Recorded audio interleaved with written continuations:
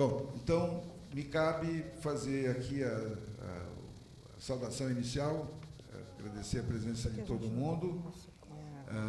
E pelo segundo ano, nós vamos realizar essa roda de conversa com os vencedores do prêmio Vladimir Herzog. Essa ideia de que os prêmios, temos muitos prêmios de imprensa no Brasil, é o país que mais prêmios de imprensa tem, alguma coisa em torno de 150 prêmios. Desses tem aí talvez uns 10 ou 15 realmente significativos, mas o fato é que é uma tradição brasileira essa coisa dos prêmios de imprensa. Não tem na Argentina, nos Estados Unidos tem 2 ou 3, aqui tem vários, mas alguns são mais significativos. É o caso do Prêmio ESSO, o Vladimir Herzog, o Ayrton Senna, enquanto existiu, e outros que todos vocês sabem.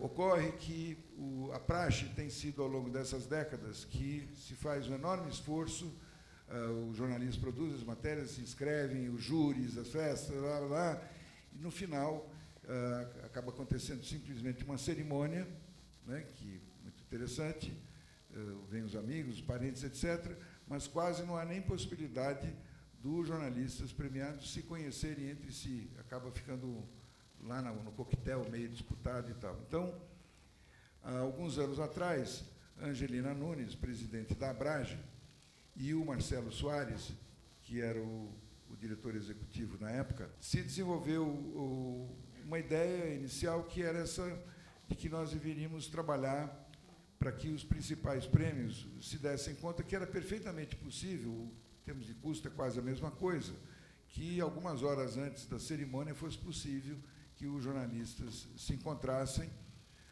não apenas por uma social, de ampliar o seu capital de relações, amizades, etc., mas trocar experiências a respeito dos métodos que foram empregados, dos procedimentos, dos bastidores, e que esse esforço pudesse ser devidamente registrado, documentado, de tal maneira que ele pudesse ser útil dentro dessa ideia do repórter do futuro, tem o Profissão Repórter, tem uma série de iniciativas que procuram se voltar para a coisa dos estudantes que querem ser jornalistas, sobretudo repórteres, e no momento em que as faculdades estão vivendo uma crise séria, porque a maior parte das escolas é muita gente, são quase 100 mil estudantes de comunicação no Brasil hoje, mas a maior parte dos professores que dão aulas são contratados pelo regime de hora-aula, professores aulistas. Então, vão lá, dão aula e vão embora. Não são contratados para desenvolver nenhum projeto com os alunos. E uma parte considerável desses professores também, há muito tempo, não frequenta as redações. Então, você tem estudantes que querem mais do que o feijão com arroz, o dia a dia lá dos cursos, e os cursos não sabem o que fazer. Com quem se atrasa em relação à média, que são muitos, mas não sabe sobre o que fazer com quem se adianta em relação à média, que quer mais. Do levantamento que nós fizemos, a partir dessa provocação da Angelina e do Marcelo Soares, alguns anos atrás, nós vamos verificar que mais de 80% dos jornalistas que ganharam os principais prêmios de imprensa nunca deram, não dão e não darão aula, ou porque não têm interesse em desenvolver carreira acadêmica, ou porque não tiveram tempo, ou porque tem um tipo de vida que não permite isso, né? A qualquer hora, para estar em qualquer lugar, muito difícil assumir um compromisso ainda que seja uma aula por semana. Então, a ideia é aproximar esses profissionais que têm índole de professor com os estudantes que querem aprender. Então, nós fizemos aqui uma espécie de reconhecimento das nossas fraquezas, que nós não teríamos força para reorganizar o ensino do jornalismo no Brasil, mas era possível criar ambientes para melhorar o aprendizado do jornalismo e considerar que isso não é um jogo de palavras. Bom, então, juntamos nossas fraquezas e, no ano passado, inauguramos, no âmbito do Prêmio Vladimir Herzog, a primeira roda de conversa, que aconteceu na PUC, numa das salas da PUC. Foi tudo documentado, está disponível na internet. A mediação, como vai ser novamente esse ano, da Angelina Nunes e do Aldo Quiroga. A gente vai começar aqui, a Angelina já vai cantar a bola de como é que a gente vai começar isso, mas como isso tem uma continuidade, quer dizer, a gente teve um seminário ontem sobre violência contra o jornalista, a gente vai temos esta roda de conversa e à noite teremos a premiação. Só quero fazer esse registro, até porque, como isso está sendo transmitido, e isso eu acho que precisa ser dito. É preocupante que a gente tenha, segundo a CIP, nesse semestre, batido recorde na América Latina de violência e de assassinatos de jornalistas, e é preocupante que isso venha num contexto em que os jornalistas estão sofrendo violências não mais do Estado somente, não mais dos agentes e das forças do Estado, não só mais daqueles que estão fora da legalidade, do crime organizado, mas é preocupante que os jornalistas estejam hoje sofrendo violência por parte de manifestantes, por parte dos movimentos sociais, por parte da sociedade civil organizada. Isso preocupa, e isso deve preocupar muito, porque quando, de alguma forma, a gente deixa de reconhecer naquele repórter aquela presença que garante a democracia, uma coisa é a gente questionar a hegemonia dos meios de comunicação, os grandes grupos, né, as grandes corporações, mas o profissional, o trabalhador da imprensa que está lá, ele precisa ser respeitado. Por isso é que a gente vai começar também essa roda de conversa por essa categoria especial dedicada justamente à violência contra jornalistas. Bom dia, sejam todos bem-vindos. Eu acho que a gente tem aqui uma oportunidade, como isso tudo vai ficar registrado, é uma aula de jornalismo para todo mundo, para os estudantes, para os jovens jornalistas e também para os jornalistas mais experientes que vão querer trocar ideias, né, a partir do que a gente conversar aqui. E, como o Aldo já falou, é muito preocupante o que está acontecendo em algumas capitais mais frequentemente, como São Paulo e Rio de Janeiro. O número de jornalistas agredidos aumenta a cada dia. Nesse fim de semana, por exemplo, no meu plantão, a equipe que foi para a rua cobrir os protestos apanhou todo mundo, né? Então, agora, a polícia bate, o manifestante bate, a mídia alternativa está, inclusive, também batendo. Então, a gente vai ter que voltar a lembrar aquela frase do entre sem bater, por favor. E acho que quando a mídia, quando os repórteres começam a ser agredidos nas ruas, quando estão no exercício do seu trabalho, perde todo mundo, né? Um profissional que está ali trabalhando, ele tem que ser respeitado no exercício do seu trabalho. E a gente queria começar a conversar, né, na categoria especial, que foi sobre violências e agressões físicas e morais contra jornalistas e contra o direito de informação. Uma coisa tão cara a todos nós. Eu queria começar com o Matheus Parreira de Freitas, representa a equipe do jornal Estado de Minas, e a matéria Jornalistas Assassinados no Vale do Aço. O que ocorreu inicialmente foi a morte do Rodrigo Neto, que era um jornalista muito combativo ali da região, e isso por si só já é um fato muito grave, e os jornais locais já vinham convivendo com um certo clima. Cobrir principalmente polícia no Vale do Aço não era uma coisa muito simples. Havia medo mesmo, represálias que chegavam às vezes por meio eletrônico, às vezes no Facebook, ou pessoas vinham contar para os profissionais de lá que estava sendo vigiado, que não devia ter escrito algo sobre alguma pessoa, ou dito algo sobre um policial ou outro. E a gente, nosso jornal em Belo Horizonte, a gente cobriu aquilo ali como um fato grave, mas que se agravou mais ainda quando o segundo jornalista foi também vítima desse sindicato do crime que agia ali e que era composto, inclusive, por policiais, né?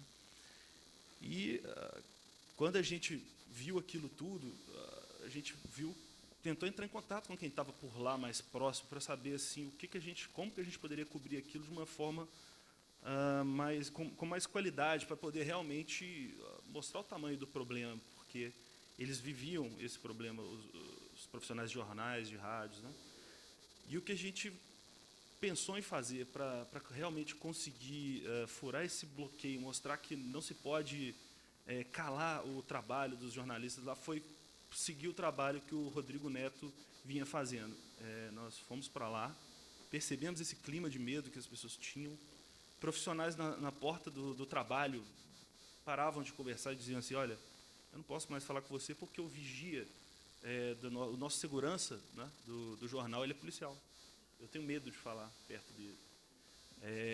As pessoas, quando a gente estava lá anotando, conversa, às vezes até numa esquina, num lugar mais distante, para ter esse tipo de privacidade, diziam, olha, anota para mim uma placa. Eu anotava, mas por quê? Não, o carro suspeito parou ali. O mínimo que eu posso fazer para me resguardar é isso, porque eu não tenho outra saída, eu tenho que reunir informações e depois eu checo. Então, assim, dentro desse clima é que a gente buscou falar, a gente fez o seguinte, vamos prosseguir o trabalho do Rodrigo, que foi silenciado. Vamos fazer as denúncias que ele iria fazer, vamos apontar quem seriam suspeitos dos crimes, que eram várias chacinas que foram feitas. Chacinas contra suspeitos de crimes, muitos menores, às vezes até usuários de drogas, crimes menores, né? O que havia no Vale do Aço, o que ainda há, de certa forma, era uma confraria desses policiais. O que eles faziam? Eles diziam assim, olha, com a gente ninguém mexe, não se pode. Não era apenas a imprensa, era qualquer um. E era uma coisa assim, olha, um capitão, quando brigou no bar lá por conta da namorada dele, ele falava, olha, você não sabe com quem você mexeu. E aí um sargento, que também era do grupo, ia lá e matava a pessoa, por exemplo. Então, um cumpria para o outro, para não incriminar aquele que realmente sofreu a agressão. E quando os jornalistas resolveram ter essa ousadia, digamos assim, né, para eles, né, foi visto para eles como uma ousadia, de começar a mostrar esses crimes. Olha, tem envolvimento policial, olha, tem indícios, olha, esse cara, quando ele desapareceu, estava na delegacia. Para onde que ele foi? Né? Quando começou-se a mostrar isso, aí foi a hora do Rodrigo ser silenciado. E o fotógrafo dele morreu em seguida, muito abatido. Ele chegou a comentar com algumas pessoas que saberia quem eram os assassinos, e isso foi a sentença de morte dele. Então, foi buscando, nesse material que eles já vinham levantando, e no histórico de crimes que tinham similaridades com essas chacinas que tinham ocorrido e que o Rodrigo, de forma muito combativa, vinha mostrando, né? Ele tinha um programa de rádio, depois ele começou com uma série de denúncias no jornal que ele começou a trabalhar, lá em Ipatinga. E foi assim que a gente conseguiu mostrar que não era apenas aquilo que estava sendo investigado, porque depois que esse caso ele emergiu, né, a morte dos dois profissionais ocorreu, é que o Estado resolveu intervir, né, teve uma intervenção, mudaram os chefes da Polícia Civil, uma força-tarefa da Delegacia de Homicídios de Belo Horizonte, ela ingressou em Ipatinga e tomou conta inclusive a corregedoria levou para lá também um dos delegados e começou-se a mudar. E aí a gente começou a apontar, olha, mas não é só isso. O Rodrigo ainda iria denunciar outro crime e encontramos pelo menos mais 8 crimes. Num total que eram 20 antes apurados, nós conseguimos mostrar mais 8. Desses, para nossa satisfação, um capitão da Polícia Militar acabou sendo preso também, depois que a gente mostrou esse trabalho que o Rodrigo já estava chegando quase lá, né? Então, para nós foi uma grande satisfação, inclusive, porque a gente acha inadmissível que se tente silenciar nosso trabalho e, ao mesmo tempo, impedir que as pessoas saibam o que está ocorrendo, principalmente quando é tão grave assim, e prosseguir o trabalho da pessoa que personificou esse problema, que era o Rodrigo Neto. Matheus, como é que fica o teu dia a dia com esse contexto? Você diz assim... Mudou a tua rotina? Você se sente ameaçado? Você tomou alguma precaução em relação à tua segurança? Certo. Isso é uma questão que não existe uma política uniforme, né, entre os meios de comunicação de como se tratar isso. Tá? O meu editor conversou comigo, eu fui a Ipatinga, né, conversou comigo, olha, como é que nós vamos fazer? Está perigoso, já mataram 2, o pessoal está sendo ameaçado, como é que você prefere fazer isso? Outros jornais já vinham cobrindo também, o Jornal Hoje em Dia, o Jornal O Tempo, vários outros jornais. E o pessoal estava indo para lá, com carro sem timbre, tentando não chamar a atenção. A minha escolha foi o contrário. Eu disse, olha, não, eu quero ir com o carro da empresa, eu quero ir com o meu crachá, porque eu quero que todo mundo me veja. Eu quero que todo mundo me veja trabalhando.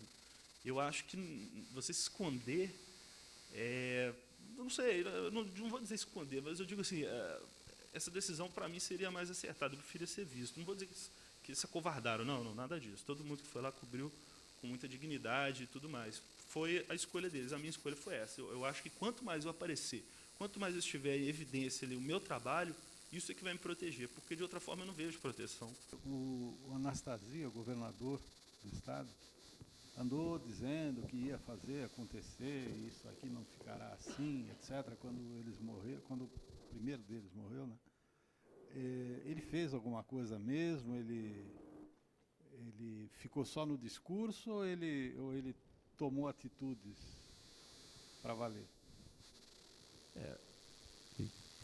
Bom, quando ocorreram os crimes, né, houve um esforço muito grande do Sindicato dos Jornalistas, da Federação, inclusive até a ONU também, digamos assim, cobrou, né, que algo fosse feito, né. O governador, ele determinou que fosse investigado, trouxe uma equipe especializada. Agora, o que vinha acontecendo lá em Patinga, na região, não era uma coisa de ontem, era uma coisa de muito tempo atrás. A região, ela tem um pouco esse histórico, inclusive é um histórico interessante, que é um histórico de colonização local. Ali sempre foi um local de embate de grileiros, durante a ocupação, principalmente quando da instalação da Uzi Minas lá no local, houve um massacre de trabalhadores que está fazendo 50 anos lá, né, inclusive. Então, assim, é uma questão que não se resolve também de um dia para o outro. Eu queria seguir um pouco nessa toada, nessa linha. Vamos conversar um pouquinho com a Janaína Garcia, contar um pouquinho para a gente. Existe terror, né? Existe terror em São Paulo, não é só em Minas que tem problema com a imprensa, né? Tudo bem? Tudo bem, bom dia. Foi até uma brincadeira, né, com a música do Criolo, não existe amor em SP, e a gente constatou naquele dia que existe terror, né? Fui cobrir a 4ª manifestação pela redução da tarifa de transporte coletivo, né? E foi algo assim que, acho que para vários colegas que cobriram essas manifestações, algo que surpreendeu, né? No início a gente não tinha uma dimensão do que era aquilo, né? O que o MPL, até onde o MPL iria. Então fomos cobrindo assim, cada nova manifestação foi uma surpresa, eu diria. A 3ª grande manifestação, que terminou novamente com vandalismo, com a Paulista fechada, que o grande foco era a Paulista, né? Depois da 3ª grande manifestação, a 4ª a gente já sabia que alguma coisa não estava caminhando tão bem assim. Porque as manchetes naquele dia, eu me lembro, que chamavam para essa coisa da repressão, que o Estado prometia reprimir os excessos, né, o vandalismo. Então, o clima era outro, né? Lá no UOL, por onde eu fiz essa matéria, nós tínhamos, a cada nova manifestação, um esquema diferente de cobertura, né? Conversávamos, chefe de pauta, o nosso chefe de conteúdo, editores, os repórteres envolvidos na cobertura, tanto na rua quanto na redação. Eu me lembro muito bem, naquele dia, o meu gestor chegou e falou para mim, olha, que eu era uma das repórteres na rua, né? A gente vai primar pelo equilíbrio, porque já estava num ponto em que havia críticas contra a imprensa, tanto que estava defendendo o manifestante, defendendo o PM, e o pedido foi para que fôssemos equilibrados no relato, né? Vamos escrever aquilo que a gente vê, mas ao mesmo tempo vamos ter equilíbrio, né? Porque agora está numa temperatura bastante elevada. E essa manifestação partiu ali do Teatro Municipal, e ali nós já sentimos que realmente, né, nossa intuição estava naquele caminho, porque tinha muito policial nas imediações revistando as pessoas, qualquer pessoa, jornalista, suposto manifestante. Até um colega que estava comigo teve que abrir a mochila para mostrar para o policial o que tinha dentro. Um colega da Carta Capital, Piero Locatelli, foi detido nesse dia porque portava vinagre, né? A gente descobriu que isso é crime, né? E naquele dia mesmo, assim, naquele momento, eu já comecei a ver várias pessoas sendo detidas para averiguação, colocadas com a mão para trás, enfim, foi bem estranho. A manifestação correu, até coloquei, né, que num clima meio de micareta mesmo, as pessoas cantando, com flores, até que chegou na Maria Antônia com a Consolação, né, já próximo ali a Paulista. E ali a gente começou a sentir muito corre-corre, muito medo. Acho que foi, já me perguntaram isso, mas foi a cobertura, foi o texto, o tipo de cobertura que mais me deu ao mesmo tempo satisfação e medo, porque uma multidão, né, de gente acompanhando. De repente alguém grita que tá, sei lá, que a polícia está atirando, o manifestante está atirando. Foi um corre-corre. Então, sempre, eu e os colegas que estavam comigo, a gente tinha o cuidado de não ficarmos sozinhos, né? Só que chegou um momento que só éramos eu e uma colega do ABC correndo e vendo aquelas coisas ali. Cada um estava por um lado. Passou-se tudo, né? Que a gente viu, enfim, aquelas barbaridades assim, que eu não esperava ver. E eu me lembro que eu liguei assim 10 horas da noite, né? A coisa ainda ia seguir adiante depois disso. Mas às 10 horas mais ou menos eu falei com a redação, o que sobrava de bateria de celular. Eu liguei e falei, olha, como que a gente vai fazer um relato objetivo, isento, se o que está acontecendo é isso? A polícia errou a mão.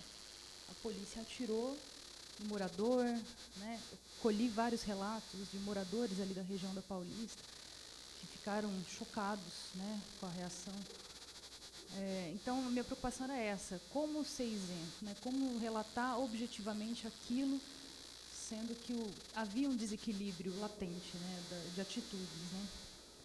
E nesse momento que veio a ideia da gente fazer um texto em primeira pessoa, narrando exclusivamente aquilo que eu vi, né? Então, eu vi a mulher tentando, uma idosa com carrinho de compras, tentando passar, a tropa de choque barrando, 60, 70 pessoas detidas naquele momento que aproveitaram a mulher tentar passar para sair correndo da polícia. Então, foram coisas que eu vi. E isso tudo foi escrito depois, né? Então, acho que foi um exercício também, né, de, não sei dizer do que exatamente, um exercício de jornalismo, eu acredito. Chegar depois daquilo, fedendo vinagre, com o efeito da bomba, eu fiquei tossindo 2 meses depois disso, né? Eu e os colegas todos. Então, acho que, né, ter a serenidade para relatar aquilo, ao mesmo tempo que era algo muito emocionante, né? Lembrar a forma como a polícia agiu contra a gente, contra colegas que estavam mostrando crachá, mostrando o laptop, e a polícia tacando bomba. Janaína, o Matheus falou que a opção dele foi ir com crachá, com o carro identificado, enfim, não esconder que você é jornalista e que trabalha no local para apurar a matéria. Você também estava com crachá o tempo todo? O tempo todo. Uma das discussões que está acontecendo no Rio agora, diante da violência contra os jornalistas, é se o jornalista não estaria mais protegido sem o crachá. Pelo que você vivenciou, pelo que você viu, o que você acha? Eu acho que independe. Eu acredito que é indiferente. Tanto que eu vi também matérias bem recentes falando que tem manifestantes usando capacete escrito imprensa. Então, eu acho que se eles quiserem atirar, eles atiraram 2 vezes uma repórter, colega nossa do Globo, nesse final de semana, que se identificou, né? Nessa mesma noite, que eu acho que foi o estopim, né, para as manifestações seguintes, para o peso que elas tiveram. Nessa mesma noite eu vi colegas falando que estavam trabalhando, gente que estava sentado com o laptop no colo, o policial chegou batendo o cacetete. Então eu acho que se eles quiserem agredir, não vai ser a identificação que vai impedir Isso lá atrás só policiais, agora a gente está vendo manifestantes também, né? Da violência do presente para a violência do passado que volta no presente sempre. Vamos falar um pouquinho, cadê o Ismael? Ismael, tudo bem? Bom dia. Bom dia. Ismael fez a reportagem Suruí e aqui Júlia do Araguaia. Ismael, conta um pouquinho como é que foi encontrar essa documentação, as fontes, enfim, os carafunchais passados. Os Suruí foram uma tribo indígena que eles moram ali entre São Domingos e São Geraldo do Araguaia, que é o sudeste do Pará. Nos anos 70, eles foram invadidos pelo exército, pelas Forças Armadas, chegaram de helicópteros e atrás de guerrilheiros, e os índios ficaram no estado de sítio, sem poder sair das suas aldeias, e foram obrigados a caçar guerrilheiros, foram obrigados a decepar a cabeça de guerrilheiros, servir de mateiros, servir de guias. Algumas das mulheres índias há relatos de que foram violadas. Enfim, tem toda uma violência de tortura contra os índios durante todo o período da Guerrilha do Araguaia. Então, a ideia dessa reportagem, que surgiu inclusive com o Paulo Fonteles Filho, que faz membro da Comissão da Verdade, lá em Belém, que é filho de Paulo Fonteles, que foi um deputado federal que foi assassinado a mando de fazendeiros, de latifundiários, nos anos 80. Então, uma vez nós conversando sobre isso, somos amigos de uma certa data, então a gente conversando sobre isso, ele sempre, olha, eu acho que a próxima história que deve ser contada é a dos índios Suruí, porque no ano passado eu estive aqui também com a menção honrosa por conta do dossiê Curió, que também era falando sobre esse período.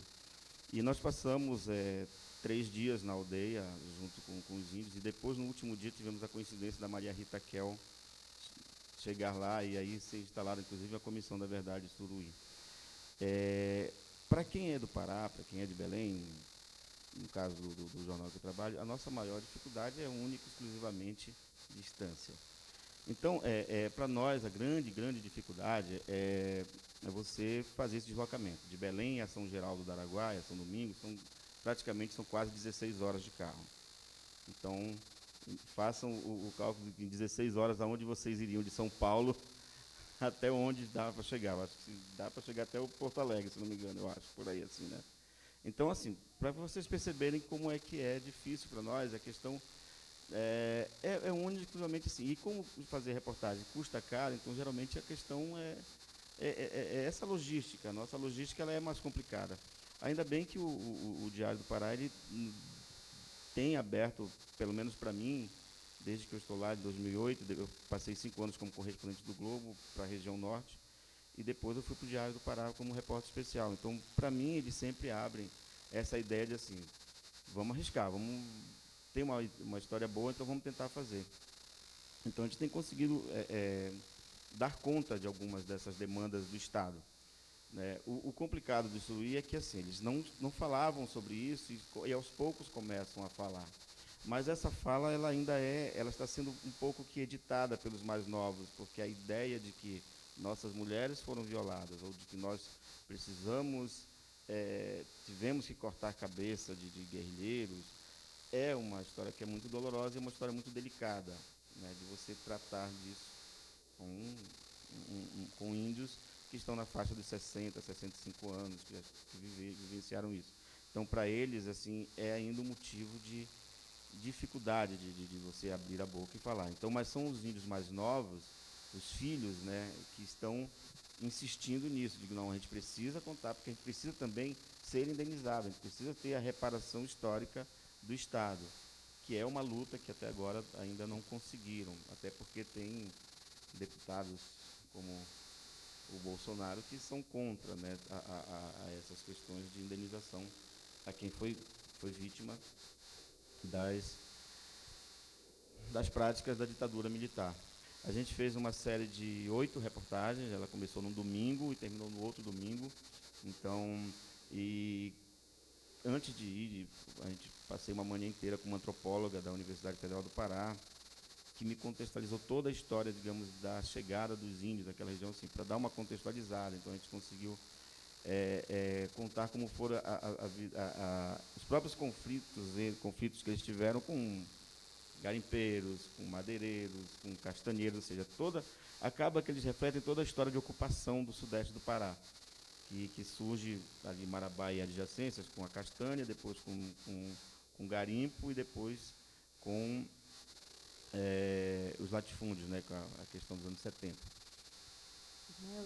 Você, como professor também, eu só queria que você explicasse um pouquinho mais que uma das críticas que algumas pessoas fazem para alguns jovens jornalistas é que eles dão uma gugada e vai para a rua, né? Vai o São Google lá, joga para saber o que é. E você falou que você conversou com uma antropóloga. Queria que você falasse da importância do repórter se municiar, né, de várias fontes para ele entender a matéria que ele está fazendo e não apenas sair desprotegido, dando uma gugada e qualquer coisa. Isso é fundamental. O Google ele pode ser um parceiro excelente, porque eu achei a antropóloga através do Google, né? Então, assim, aí eu fonte, percebi, mas não exato, tudo. mas ela não pode ser a única, não pode ser o início, meio e o fim, né? É um ponto de partida. Quando do Suruí, eu fui no Google para saber, aí eu descobri que tinha uma antropóloga da UFPA, tinha escrito um artigo porque ela fez aqueles estudos para abrir a estrada ali perto e tal, então ela citava o Suruí. E aí eu fui atrás dela. Então, antes de viajar, eu passei uma manhã inteira fazendo uma entrevista com ela, que ela acabou servindo de fonte. Então, eu acho que a ideia é que justamente você consiga, para quando você tem tempo e um espaço adequado, você se municiar do máximo de informações possíveis, né?